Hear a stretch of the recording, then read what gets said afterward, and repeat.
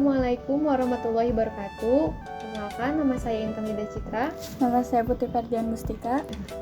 Dan ini kepada Suparjo. Beliau adalah penggiat adiwiyata Semando Padalarang dan Kabupaten Bandung Barat.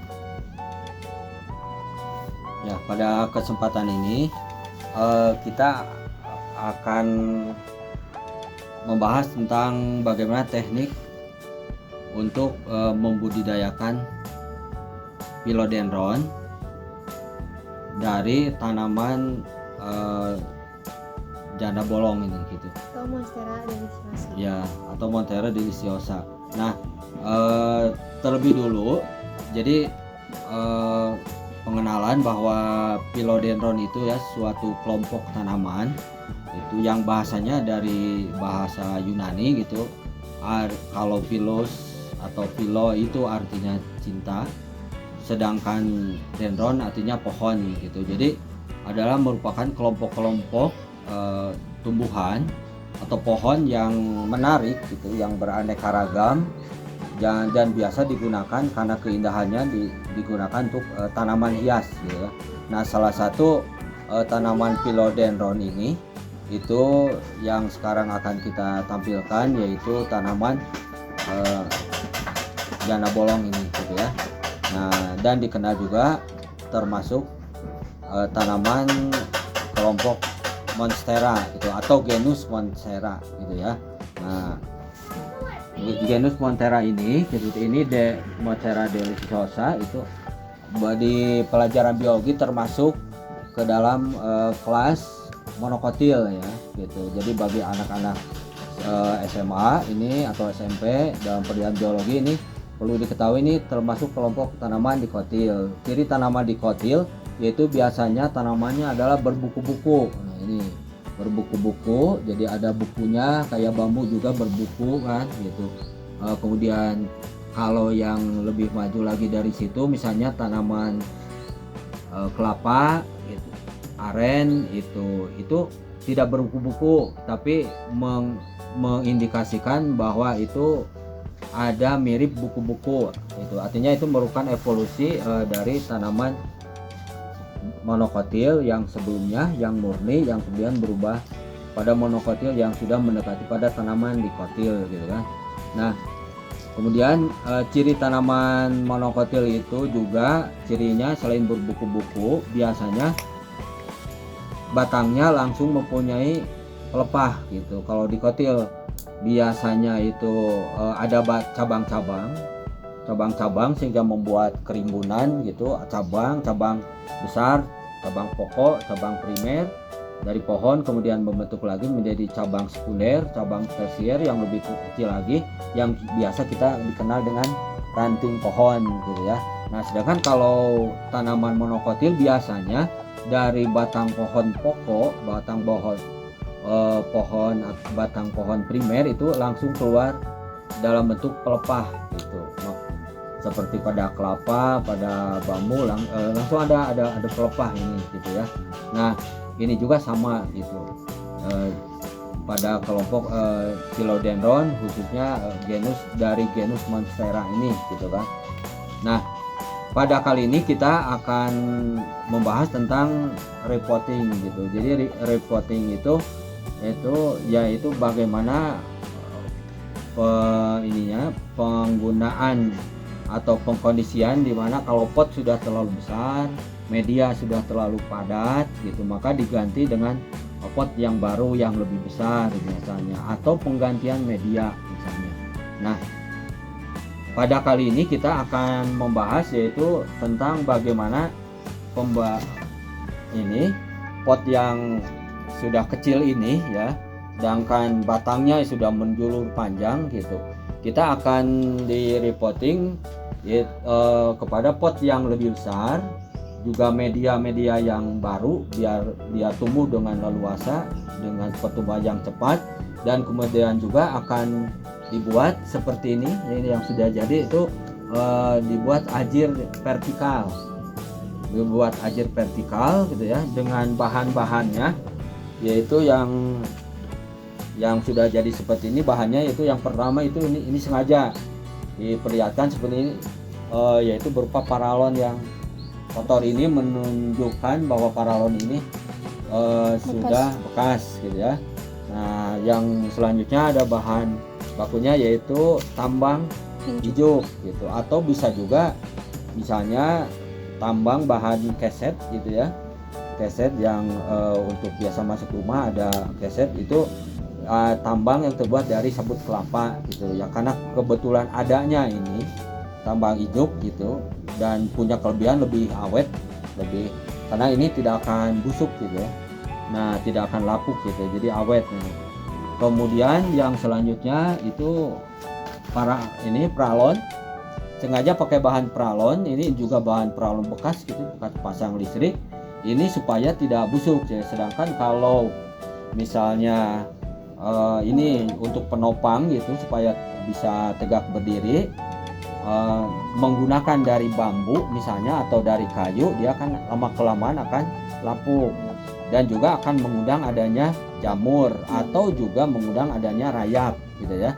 Nah, maka digunakanlah pralon bekas ini gitu kan. Jadi si pralon bekas yang untuk batang tegaknya ini kita lubangi, ini dilubangi dengan dipanaskan, besi dipanaskan, ditusukkan ke sini sehingga terbentuk lubang, dan kemudian bisa masukkan sini ya, bisa masukkan ke sini, masukkan melintang ke sini dengan arah yang berbeda. Nah, sehingga ini bisa untuk menopang kiri kanan gitu kan. Dan kemudian kita masukkan ke pot gitu. Dan potnya juga ini dibuat pot ganda supaya si potnya yang ini yang tidak kotor gitu ya. Si potnya tidak kotor, dan juga supaya ada ruang antara pot yang ke satu dengan pot yang kedua. Pot casing ini ada ruang udara sehingga ada aerasi gitu. Sebab untuk pertumbuhan akar diperlukan ada banyak oksigen.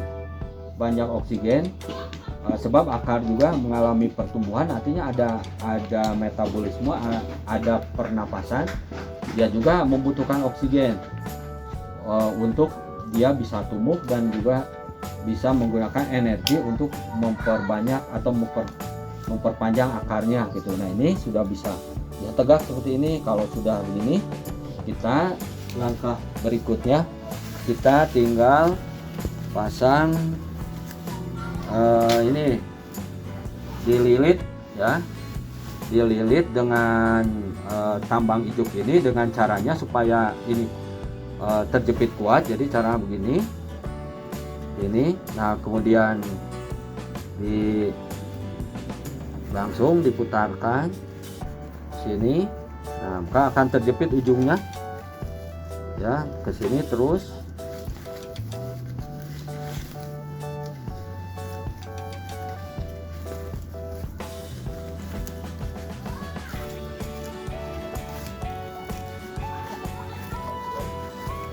Ya, lihat.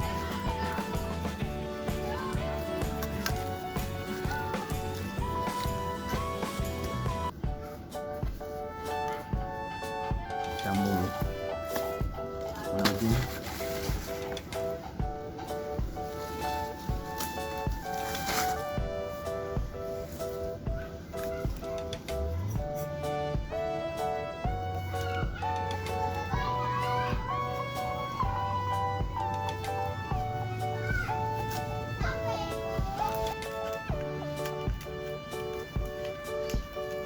Nah, kita lilit terus sampai selesai ya, sampai selesai. Ini tinggal ikat nanti sampai bawah. Ini bisa ikatkan.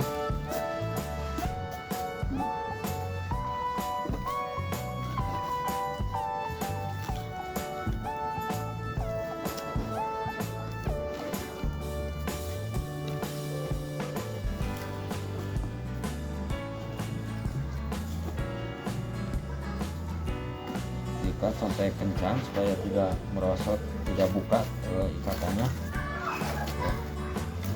Nah, ini sudah selesai.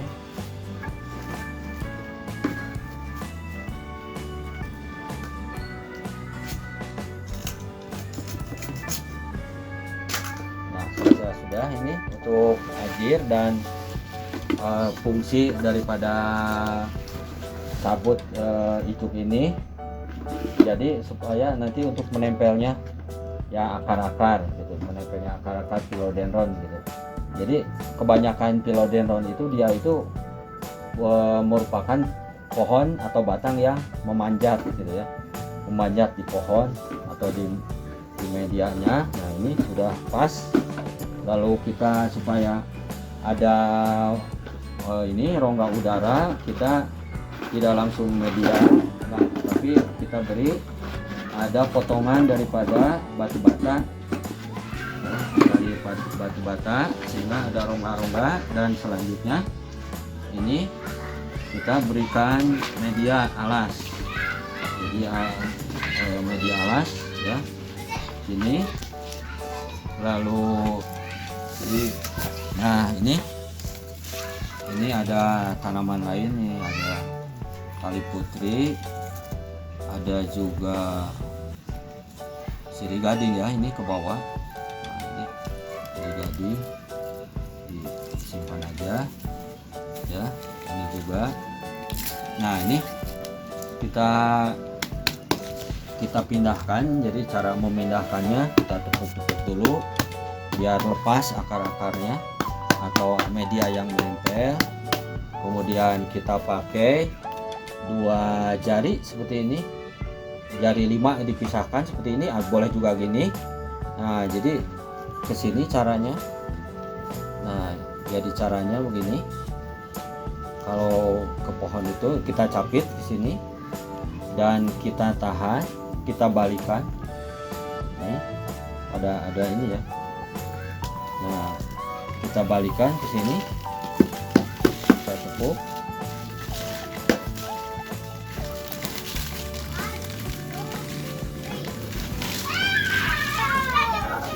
Kita masih melekat.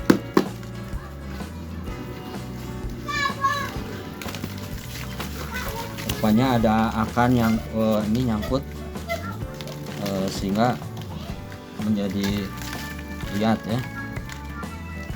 Kita ambil akarnya, kita putuskan ya, putuskan aja ya. Ini jadi nyangkut itu karena ini juga ada potnya, ada alas yang ganda gitu ya. Nah ini kita masukkan, ini sudah. Lalu kita cari posisi ininya, perutnya lah, kalau ibarat ular itu perutnya. Nah itu berarti ke sebelah sana. Nah berarti ini menghadapnya ke sini gitu ya. Nah ini dipegang coba supaya tidak lepas. Nah, ini. Terus ikuti ke bawah, jangan sampai lepas makanya.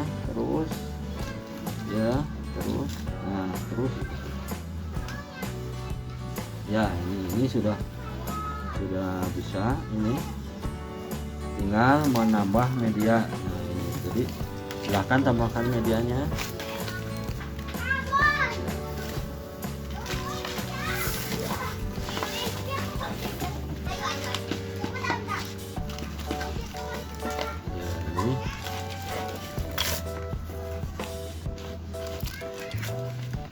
Nah ini sudah, tinggal ini akarnya udah bagus, perakarannya sehat. Nah, dan tinggal mengikatnya gitu ya. Ya ini sudah selesai ya, ke mengganti media dan tinggal mengikat ya. Nah tinggal mengikat. Ayo, ada talinya mana? Oh ayo langsung aja diikat ya. Bawahnya dulu, jangan terlalu kencang, nanti akarnya bisa ya. Jadi mengikatnya longgar ya, longgar, dengan ikatan yang nanti bisa dibuka lagi ya. Ini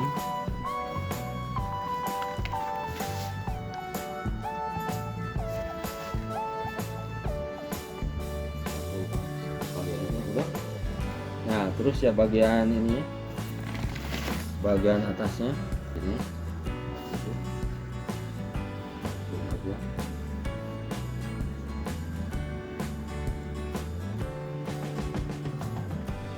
udah. Ini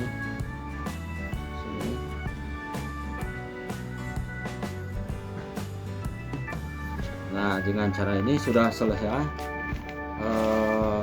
repotting, mengganti media dan juga mengganti pot ya. Nah, kita tunggu ini untuk yang selanjutnya 1 bulan itu juga pasti sudah ada menjuru sudah setinggi ini gitu ya. Nah, ini sudah selesai dan kita untuk contoh yang berikutnya ini yang sudah lama, ini sudah berumur 6 bulan gitu ya. Yang ini sudah berumur 6 bulan dan nampak di sini sudah mulai yang ajir ini sudah lebih pendek daripada batang ini gitu, daripada batang jana bolong ini. Nah, kita akan sambung lagi ya. Ini keuntungannya dari pipa pralon ini bisa disambung-sambung gitu. Bisa disambung-sambung karena ini sengaja dibuat dari pralon supaya bisa disambung dengan apa saja, bisa dengan pralon yang kecil ataupun bisa terbuat dari kayu gitu kan. Nah, misalnya kita ambil mana contohnya gitu ya. Nah, ini contohnya. Jadi batang pralon ini juga bekas nih. Ini bekas sisa pipa bangunan dan kita dililit tadi ya, ini sudah jadi dan kita bisa langsung sambungkan ke sini. Nah, ini bisa sambungkan lagi ke sini. Dan nanti kalau masih ini sudah tinggi mau disambung lagi bisa lebih tinggi lagi.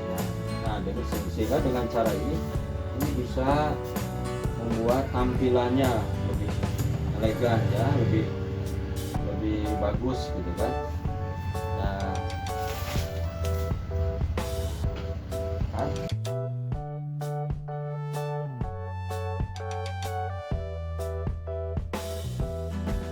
Sekian dari video kali ini. Terima kasih, semoga bermanfaat.